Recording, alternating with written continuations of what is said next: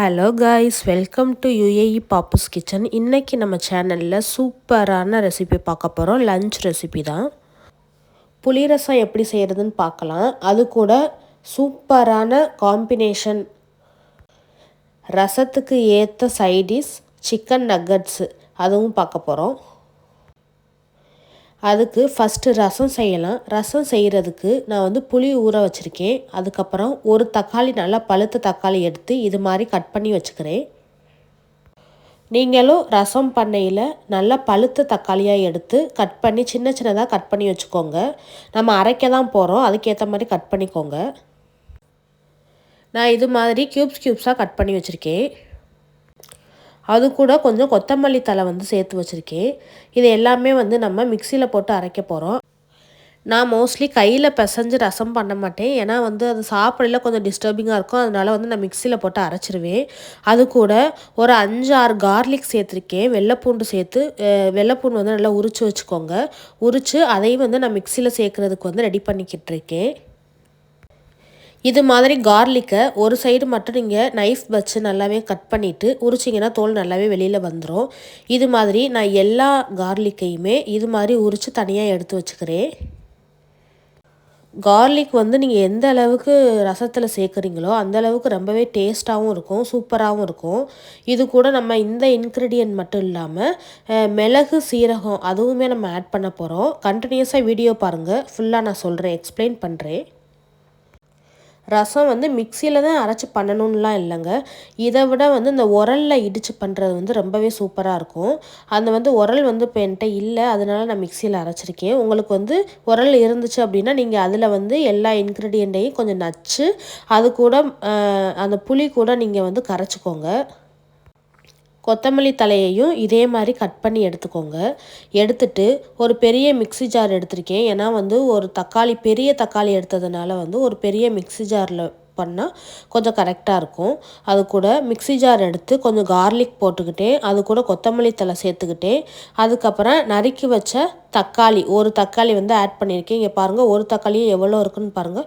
நல்லா பெரிய தக்காளி ஒரு தக்காளி எடுத்துக்கோங்க. சின்னதாக இருந்துச்சுன்னா 2 எடுத்துக்கோங்க. ஏன்னா நம்ம புளியும் ஆட் பண்ணுறதுனால தக்காளி ரொம்ப சேர்த்தோம் அப்படின்னா ரொம்ப அந்த புளிப்பு சுவை ரொம்ப அதிகமாகிடும். அதனால தான் நான் ஒரு தக்காளி சேர்த்துருக்கேன். இப்போ பாருங்கள், நல்லாவே அரைச்சிட்டு ரொம்பவும் நைஸாக அரைக்காமல் கொஞ்சம் குறைன்னு அரைச்சிக்கோங்க. இப்போ இதோட கலரே ஒரு லைட் க்ரீன் மாதிரி வந்துருச்சு. ஏன்னா லைட் க்ரீன் நம்ம ஆல்ரெடி கொத்தமல்லி போட்டிருக்கோம் இல்லையா, அந்த ஃப்ளேவர் உள்ளே இருக்கிறதுனால நம்ம லைட் க்ரீன் கலரில் இருக்குது. இப்போ இந்த புளி தண்ணியை நல்லா கரைச்சி வச்சுருக்கோம் இல்லையா, அதில் நம்ம ஆட் பண்ணிக்கலாம். ஆட் பண்ணிவிட்டு அந்த புளி தண்ணி, அதுக்கப்புறம் கொத்தமல்லி, தக்காளி, பூண்டு, இது எல்லாமே சேர்ந்து நல்லாவே சூப்பரான வாசனை, இப்போவே ரசம் வாசனையாக வருதுங்க. இது கூட உங்களுக்கு தேவையான தண்ணி ஆட் பண்ணிக்கோங்க. நான் ரொம்ப ரசத்துக்கு தண்ணி ஆட் பண்ண மாட்டேன். கொஞ்சம் திக்காகவே தான் ஊற்றி சாப்பிடுவேன். ரசத்துக்கு தண்ணி ஆட் பண்ணாலும் சூப்பராக இருக்கும், கொஞ்சம் திக்காகவும் சாப்பிட்டாலும் சூப்பராக இருக்கும். ஏன்னா புளி, அந்த வெள்ளை பூண்டு வாசனை இருந்தாவே ரொம்பவே சூப்பராக இருக்கும் ரசம். அதுக்கப்புறம் ஒரு சின்ன மிக்ஸி ஜாரில் நான் கொஞ்சம் சீரகம் எடுத்துக்கிட்டேன். அது கூட 2 டீஸ்பூன் மிளகு ஆட் பண்ணிக்கிட்டேன். நான் குழந்தைக்கும் கொஞ்சம் கொடுக்கறதுனால ரொம்பவே மிளகு கொஞ்சம் கம்மியாகவே நான் ஆட் பண்ணியிருக்கேன். உங்களுக்கு இன்னும் கொஞ்சம் காரம் அதிகமாக வேணும் அப்படின்னா நீங்கள் இன்னும் கொஞ்சம் மிளகு ஆட் பண்ணி அது கூட பச்சை மிளகாயும் ஆட் பண்ணிக்கலாம். பச்சை மிளகாயும் நீங்கள் ஆட் பண்ணிங்கன்னா ரொம்பவே சூப்பராக இருக்கும். நான் பாப்பாவும் சாப்பிட்றதுனால பச்சை மிளகா ஆட் பண்ணலை.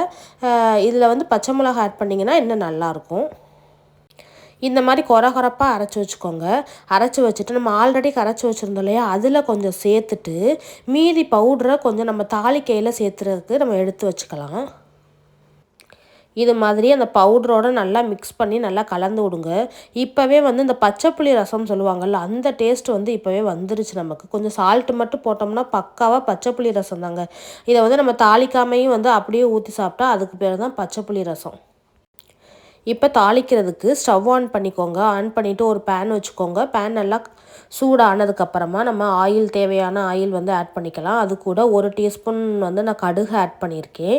கடுகு ஆட் பண்ணதுக்கப்புறம் காஞ்ச மிளகாய் ஒரு ரவுண்ட் சைஸு ஒரு நீல சைஸ் 2 டைப்பான காஞ்ச மிளகாய் நான் ஆட் பண்ணியிருக்கேன். அது கூட கொஞ்சம் பெருங்காயம் சேர்த்துக்கோங்க. பெருங்காயம் வந்து ரொம்பவே சூப்பராக மணமாக இருக்கும் நமக்கு ரசத்துக்கு. நீங்கள் எப்போதுமே ரசம் சாம்பார் இந்த மாதிரி தாளிக்கிற டயத்தில் நீங்கள் பெருங்காயம் ஆட் பண்ணிக்கோங்க. அதுக்கப்புறம் நம்ம தாளிக்கையில் அந்த சீரகம் மிளகு அரைச்சி வச்சுருந்தோம் இல்லையா அந்த பவுட்ரு அதையுமே ஆட் பண்ணுங்கள். இப்போ பார்த்தீங்கன்னா நல்லாவே அந்த ஃப்ளேவர் ரசத்தோட ஃப்ளேவர் வந்து நல்லாவே சூப்பராக இருக்குது.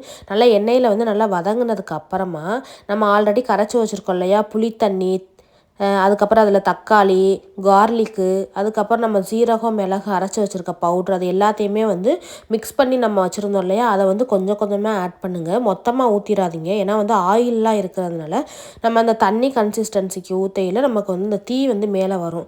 அதனால் கொஞ்சம் கொஞ்சமாக ஆட் பண்ணி கலக்கி விடுங்க. அதுக்கப்புறம் 1 டீஸ்பூனில் கொஞ்சம் மஞ்சள் தூள் சேர்த்துக்கோங்க. அது கூட நமக்கு ரசத்துக்கு தேவையான உப்பு சேர்த்துக்கோங்க. சேர்த்துட்டு நல்லாவே கிளறி விட்டுக்கோங்க. இப்போ பார்த்தீங்கன்னா நம்ம எல்லா இன்க்ரீடியண்ட்டுமே சேர்த்தாச்சு, நல்லா தாளித்து விட்டாச்சு. இது வந்து ரொம்ப வந்து ரசம் கொதிக்கக்கூடாது. லைட்டாக அந்த ஓரத்தில் வந்து கொஞ்சம் லைட்டாக பபிள்ஸ் வர ஆரம்பிச்சிருச்சு. அந்த தண்ணி வந்து லைட்டாக வந்து அந்த அனலில் வந்து ஆட ஆரம்பிச்சிட்டாவே நீங்கள் வந்து ஆஃப் பண்ணிடுங்க. இப்போ பாருங்கள் நமக்கு ரசம் நல்லாவே ரெடி ஆகிக்கிட்டு இருக்குது. இதுக்கப்புறம் நம்ம சிக்கன் நக்கட்ஸ் சொல்லியிருந்தோம் இல்லையா, நான் கடையில் அந்த பாக்கெட் வாங்கியிருக்கேன். இங்கே வந்து நல்லாவே வந்து இது கிடைக்கும். இது ரொம்பவே சூப்பராக இருக்கும். சைடிஷ் எல்லாத்துக்குமே சாம்பார் ரசம் எல்லாத்துக்குமே ரொம்பவே பிடிக்கும் எனக்கு. அதனால் இது வாங்கி வச்சுருக்கேன். இந்த மாதிரி எல்லாமே ப்ரிப்பேர் பண்ணியே இருக்கும். நம்ம வந்து ஸ்டவ் ஆன் பண்ணி பேன் வச்சு நமக்கு தேவையான எண்ணெய் ஆட் பண்ணிவிட்டு இதை வந்து 1 பை 1 ஆட் பண்ணி நம்ம பிரட்டி போட்டு எடுத்து சாப்பிட்டாவே ரொம்ப சூப்பராக இருக்கும். இதை பாருங்கள் நான் பேன் நல்லா சூடானதுக்கப்புறம் ஆயில் சேர்த்ததுக்கப்புறம் நம்ம வாங்கின நக்கட்ஸை வந்து அப்படியே நம்ம பொரிச்சு எடுத்து சாப்பிட போகிறோம். இது மாதிரி 1 பை 1 போட்டுக்கோங்க. இது ஜஸ்ட் 5 மினிட்ஸ்க்குள்ளேயே வந்து நல்லாவே குக் ஆயிரும். நம்ம நார்மலாக வந்து இந்த கருவாடு அப்பளம் இந்த மாதிரிலாம் பொரிக்கிறோம் இல்லையா, அந்த மாதிரியான ஒரு நேரம் தான் இதுக்குமே இருக்கும். வேகமாகவே வந்து வெந்துடும் இது. பாருங்கள் பார்க்கவே ரொம்ப சூப்பராக இருக்கா. நல்லாவே இது வந்து சாப்பிடல கிறிஸ்பியாக இருக்குங்க. நீங்கள் நார்மலாக ஸ்நாக்ஸு கூட இது யூஸ் பண்ணிக்கலாம். அந்த நக்கட்ஸு நார்மலாக ஈவினிங் டீ குடிக்கையில் கூட இந்த ஸ்நாக்ஸ் மாதிரி வந்து இதை யூஸ் பண்ணிக்கலாம்.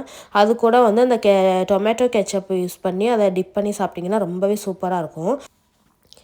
இப்போ பார்த்தீங்கன்னா நமக்கு நல்லாவே வந்து எல்லாமே ரெடி ஆயிடுச்சு. சைடிஷ் எல்லாமே ரெடி ஆயிடுச்சு. இந்த சைடிஷோட நான் ஆல்ரெடி பொரிச்சு வச்சுருந்த உருளைக்கிழங்கு அதையும் ஆட் பண்ணி இந்த ரசத்தோடு வந்து நான் சாப்பிட போகிறேன். நான் பாருங்கள் ரொம்ப கலர்ஃபுல்லாக இதை விட ஒரு பெரிய சைடிஷ் எங்கெங்கே இருக்கும், சூப்பராக இருக்குங்க. அது கூட சேர்த்து நம்ம ரசம். இந்த வீடியோ பிடிச்சிருந்தா கண்டிப்பாக லைக் பண்ணி சப்ஸ்கிரைப் பண்ணுங்கள். Thank you guys.